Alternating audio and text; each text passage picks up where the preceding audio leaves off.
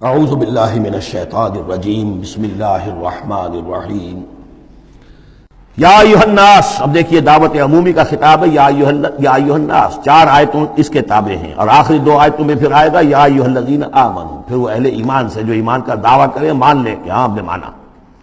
یا ایھا الناس ضرب مثل فاستمعوا لہ. ایک مثال بیان کی جاتی ہے, ذرا توجہ سے سنو. ان الذین تدعون من دون اللہ لن یخلقوا ذبابا ولو اجتمعوا لہ. یقیناً وہ معبود جنہیں تم پکار رہے ہو اللہ کے سوا, یہ بت تمہارے چونکہ جو مخاطب اولین تھے وہ بت پرست تھے. لن یخلقوا ذبابا, یہ تو اس پر بھی قادر نہیں ہے کہ مکھی تک کو پیدا کر سکے. ولو اجتمعوا لہ, یہ جو کعبے میں رکھے ہوئے 360 کے 360 بت مل جل کر بھی ایک مکھی پیدا کرنا چاہے تو نہیں کر سکتے. سامنے کی بات تھی, تو صرف شعور دلانا تھا. جیسے حضرت ابراہیم نے بھی ان بتوں کو توڑ کے ذرا انہیں آمادہ کر دیا ایک دفعہ کہ وہ اپنے غریبانوں میں جھانکیں ضرور, ایک دفعہ حقیقت ان پر منکشف ہو گئی. اسی طرح یہ مثال دی جا رہی ہے. وَإِن يَسْلُبْهُمُ الذُّبَابُ شَيْئًا, اور یہ تو بات بہت دور کی ہے کہ وہ مکھی کو پیدا کرے. مکھی ان سے کوئی چیز چھین کر لے جائے, ان کے سامنے حلوے مانڈے رکھتے ہو, مکھیاں منمناتی ہیں, وہ تو مکھیاں بھی اڑا نہیں سکتے.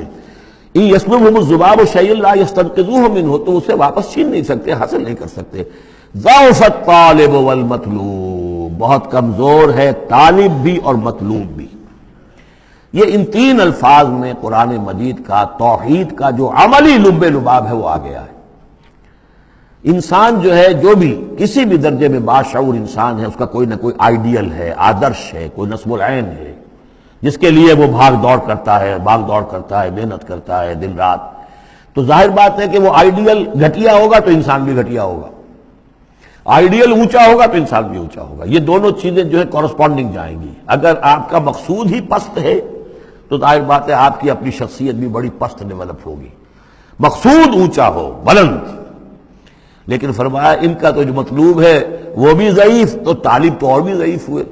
جن کا مطلوب وہ بنے ہوئے ہیں کہ جو مکھی تک نہیں اڑا سکتے, تو طالبوں کا کیا حال ہوگا. قیاس کن دے گلستان من بہار مرا. لیکن یہ وہی مضمون ہے جو سورہ بقرہ میں آ چکا ہے. وَمِنَ النَّاسِ مَن يَتَّخِذُ مِن دُونِ اللَّهِ أَندَادًا يُحِبُّونَهُمْ كَحُبِّ اللَّهِ. لوگوں میں سے کچھ ایسے ہیں جو اللہ کے مد مقابل بنا کر کچھ اور چیزوں سے محبت شروع کر دیتے جیسے کہ اللہ سے محبت کرنی چاہیے تھی. اصل میں تو انسان کو بنایا گیا کہ لا محبوب الا اللہ, لا مقصود الا اللہ, لا مطلوب الا اللہ. مطلوب اللہ کے سوا کوئی نہ رہے, باقی ذرائع ہیں. زندہ رہنے کے لیے روٹی کھانی ہے, محنت کرنی ہے, ہل چلانا ہے, ذرائع ہے, مطلوب نہیں ہے. نہ کھیتی مطلوب ہے, نہ دکان مطلوب ہے, نہ پروفیشن مطلوب ہے, نہ ڈاکٹری, نہ انجینئرنگ, کوئی شے مطلوب نہیں. نہ دنیا مطلوب ہے, نہ اولاد مطلوب ہے. مطلوب صرف اللہ. یہ ہے توحید کا لب لباب. لا مطلوب الا اللہ, لا مقصود الا اللہ, لا محبوب الا اللہ. لیکن جو لوگ یہاں تک نہیں پہنچ سکتے, جیسے جس شخص کو بہت سخت بھوک لگی ہو, اگر اچھی چیز کھانے کو نہیں ملے گی تو برے میں بھی منہ مارے گا. اگر ان کا ذہن وہاں تک نہیں پہنچا, اگر ان کے ذہن کی پستی کا یہ عالم ہے کہ اللہ کی معرفت حاصل نہیں کر سکے, اللہ ان کا محبوب اور مطلوب و مقصود اصلی نہ بن سکا, تو کسی اور کو اللہ کی جگہ رکھ کر اور وہ پوجنا شروع کر دیتے ہیں. کوئی آئیڈیلی ہے, کوئی وطن ہے, کوئی قوم ہے, اور کچھ نہیں تو میرا اپنا نفس ہے, اپنے ہی حسن کا دیوانہ بنا پھرتا ہوں, اپنی ہی حریم ذات کے گرد طواف ہو رہا ہے. تو ضعف الطالب والمطلوب ما قدر اللہ حق قدرہ, یہ اللہ کی قدر نہ کر سکے, اللہ کا اندازہ نہ کر سکے, معرفت حاصل نہ کر سکے اللہ کی جیسے کہ اس کے معرفت کا حق تھا. اللہ کو پہچان لیتے تو کسی اور سے کاہے کو لو لگاتے. حسین ترین کو اگر دیکھ لیں گے تو کمتر کو کون پھر پوچھے گا. تو دیکھ نہیں پائے ہیں. جلال خداوندی کا کوئی نقشہ ان کے سامنے, جلال و جمال و کمال خداوندی کی کوئی جھلک نہیں دیکھ پائے, لہذا وہ عاشق بنے پھر رہے دنیا کے عروس ہزار داماد کے. ما قدر اللہ حق قدرہ ان اللہ لقوی عزیز, یقینا اللہ تعالیٰ قوی ہے, توانا ہے, طاقت والا ہے اور زبردست ہے. اللہ یصطفی من الملائکۃ رسلا ومن الناس. 2 آیتوں میں تو بات آ گئی توحید اور شرک کی, اب ایک آیت میں رسالت. اللہ چن لیتا ہے فرشتوں میں سے بھی اپنے پیغامبر اور انسانوں میں سے بھی. ان اللہ سمیع بصیر, اللہ سمیع اور بصیر ہے. ادھر سے چن لیا جبرائیل کو اور اپنی وحی دے دی, ادھر سے چن لیا محمد کو صلی اللہ علیہ وسلم اور جبریل سے کہا کہ محمد کو پہنچا دو, تاکہ محمد اپنے ابنائے نو کو, انسانوں کو لوگ پہنچا دیں. تو یہ گویا کہ 2 لنکس ہیں, ایک فرشتہ رسول ملک, ایک رسول بشر جبرائیل اور محمد صلی اللہ علیہ وسلم. ان اللہ سمیع بصیر، اللہ تعالیٰ سب کچھ سننے والا اور دیکھنے والا ہے۔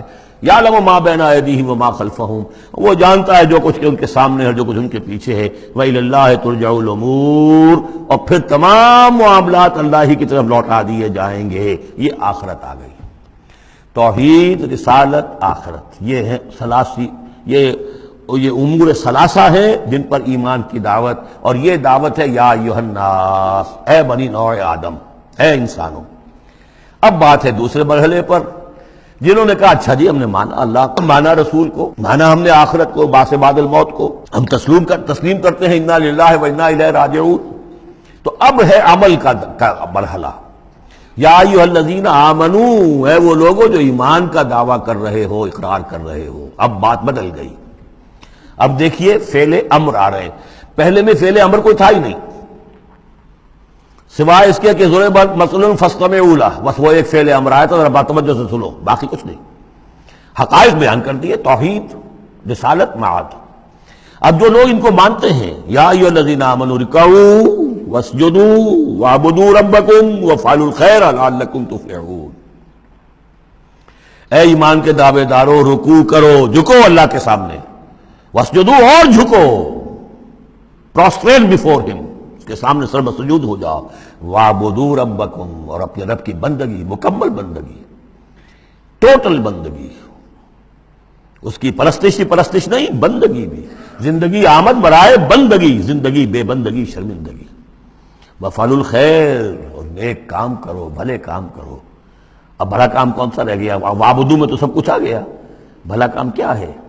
عبادت میں تو جو اللہ نے حکم دیا وہ ہم نے کر دیا، ہم نے بندگی کا حق ادا کر دیا۔ اب فعل خیر کیا ہے؟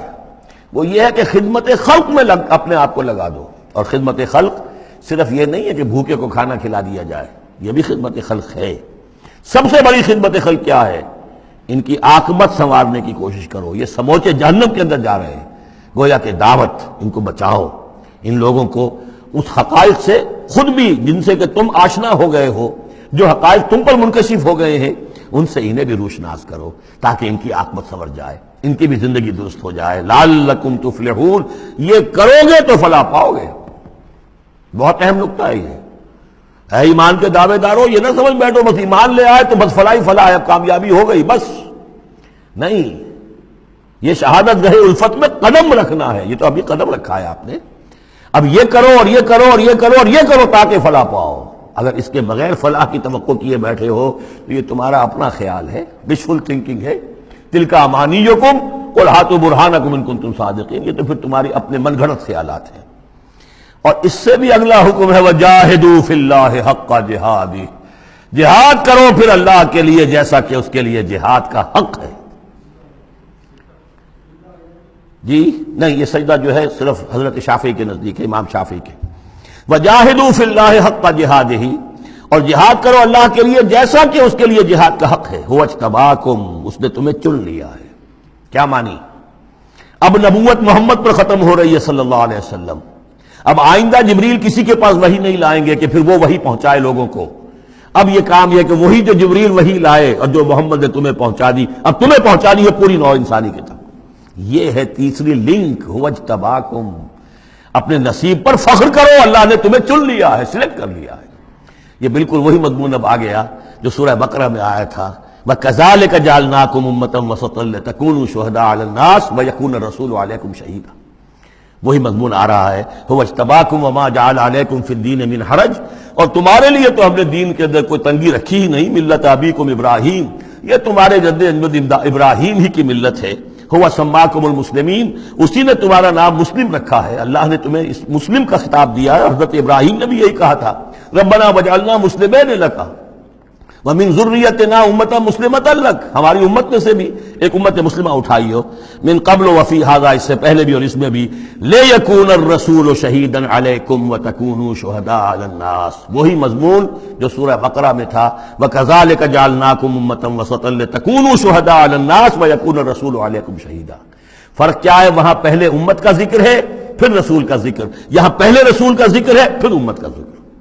لِيَكُونَ الرَّسُولُ شَهِيدًا عَلَيْكُمْ وَتَكُونُوا شُهَدَاءَ عَلَى النَّاسِ، فَأَقِیمُوا الصَّلَاةَ، پس اس کو اپنی پوری طرح سمجھنے کے بعد اب بسم اللہ کرو، قدم آگے بڑھاؤ، تو سب سے پہلے قدم کہاں بڑھاؤ گے؟ فَأَقِیمُوا الصَّلَاةَ وَآتُوا الزَّکَاةَ، نماز قائم کرو، زکوٰۃ ادا کرو، واعتصموا باللہ، اور اللہ کے ساتھ چمٹ جاؤ، اللہ کے دامن سے وابستہ ہو جاؤ، ہوا مولاکم، وہ تمہارا مولا ہے، مددگار ہے، پشت پناہ ہے، حمایتی ہے، فنعم المولا ونعم النصیر، کیا ہی اچھا ہے حمایتی اور کیا ہی اچھا ہے مددگار۔ صدق اللہ العظیم۔